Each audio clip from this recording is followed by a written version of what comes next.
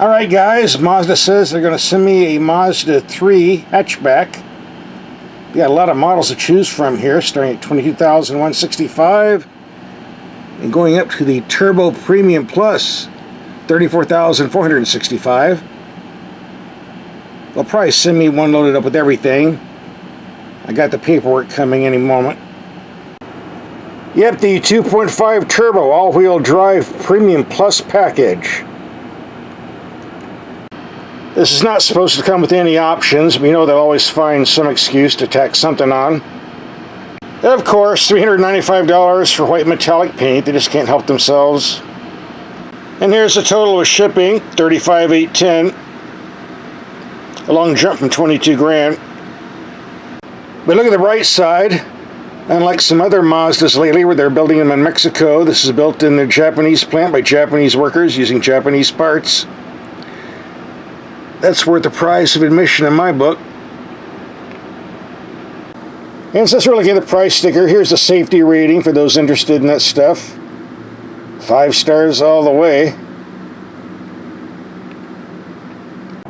Okay, we're at our garage and test facility. Let's roll out this Mazda and see what it looks like. And here you go. About $400 for this white metallic paint. Otherwise, everything's standard. For the high price tag, it should be. The body shape looks an awful lot like the Mazda CX-30 SUV we had recently. On the Mazda 3, you have a choice: a 4-door sedan with a real trunk, or this hatchback where the seats fold down, give you lots of room like an SUV, which is what we have here. And one of the first things we do when we get a vehicle is check and see if there's a spare tire. There is. Not sure if you get one on the less expensive versions though. For your 22 grand, you might want to check and look. If I'm not mistaken, I think those only come with a tire inflator kit. Could be wrong, but you should look anyway. Things have a way of changing. And another thing we do when we get a vehicle is take the headlights out in the dark and see how they perform and do night driving. That'll be part 3 of the video. We also did a separate video for night driving and headlights on our YouTube channel. So if you haven't seen that video there, you'll see the headlight performance here. The Mazda 3 comes with 3 engines. The base 2-liter, 155 horsepower, rate 28 mpg to 36 mpg. Then you have the 2.5, 186 horsepower, rate 26 to 35 mpg. Then you have the Sky Active G Turbo, 2.5 liters also, but rate 250 horsepower. Rate 23 to 31 mpg. The base car is available in front-wheel drive, also known as 2-wheel drive. We have the all-wheel drive for 4-wheel traction. A 6-speed manual is offered, but we got the 6-speed automatic.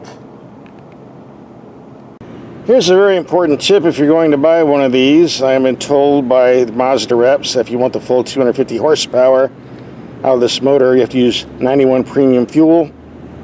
If you drop down to 87 octane regular, I was told the horsepower drops to 227, which is still more than adequate. Doesn't say anything about that in the owner's manual, nor on the gas cap here, but that has been what I've been told with all the Mazdas I had previously. And I have found that yes, if you use 87 octane, it does run a bit slower. If you use premium, a bit quicker. So take your pick. And number 2, we are going to take this out in the real world to get the real world fuel economy numbers. However, be warned, this gas tank is small. 11 gallons on the front wheel drive, and this all wheel drive 10.6 gallons. You're not going to be going very far, even though this engine might get good fuel economy. In fact, this car only has 20 miles on it since it was filled up. As you can see, still up to the full mark, with a claimed range of 210 miles left. Started off at 230. It's not a lot of range. Of course, on the freeway, you'll extend this a bit more, but right now we're doing a city driving. Getting 20.8 mpg. Now, getting back to the other features, there is a button for sport mode, if you like driving a bit quicker. No eco mode, but what do you want eco if you're forking up all this money for the performance turbo engine, right? And the infotainment system is operated by this large dial. Info screen's not the biggest on the planet, but definitely wide and has good clarity on the rearview mirror. The glove box has lots of room if you take the owner's book out. Very nice leather trim, but of course that's on the optional deluxe package. If you get it, got some nice smelling leather here. Climate controls are basic, even a monkey could do it. Maybe even Joe Biden could do it. Oh, political joke, not supposed to do that in the videos, sorry. The sun visors expand to block out the sun from the side windows. Considering it's been like 100 to 114 degrees all week, it's not a bad idea, but today we got rain, so it might not be too bad. A decent gauge cluster. Overall, the cabin gets very, very high marks, but there is one complaint I do have, which appears to be on all Mazdas that none of the car reviewers want to talk about for some reason, so you're going to hear it here. And if you look at the little white dot, that is the heads-up display. Hard to see in the daylight. You'll see it later on when we do our night video. On almost every vehicle on the planet, you can turn this off. You can't turn it off on Mazdas for some reason. Not permanently anyway.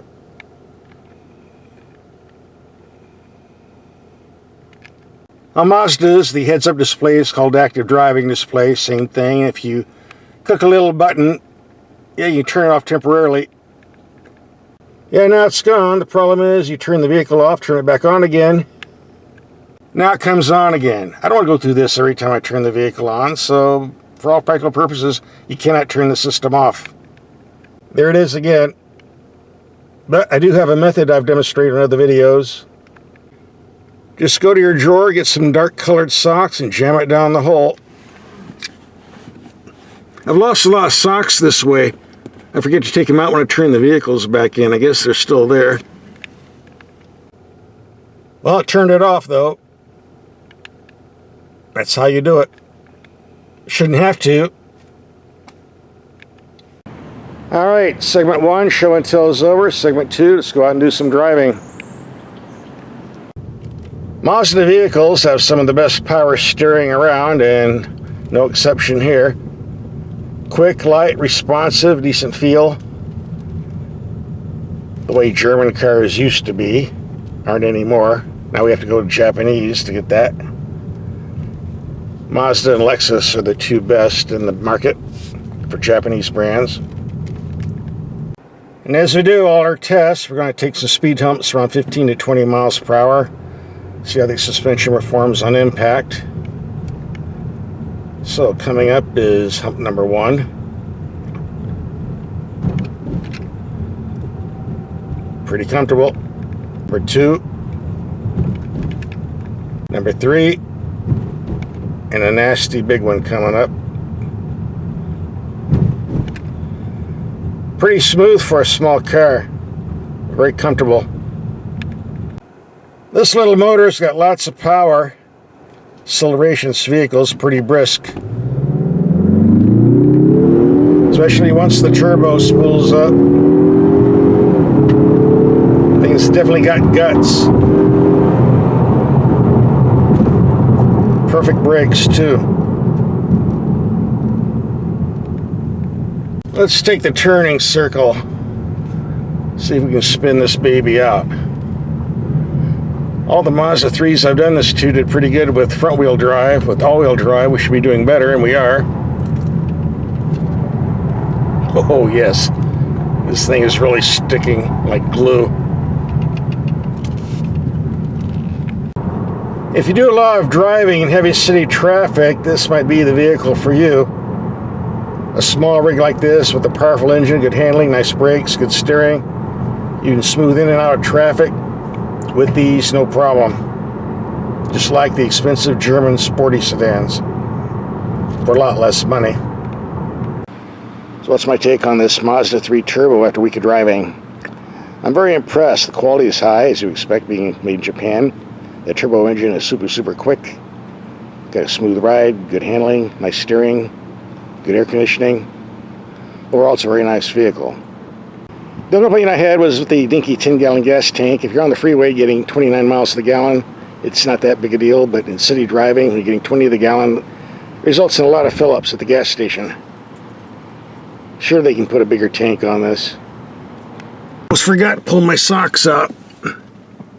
Car's going back in a couple hours. I want my socks back.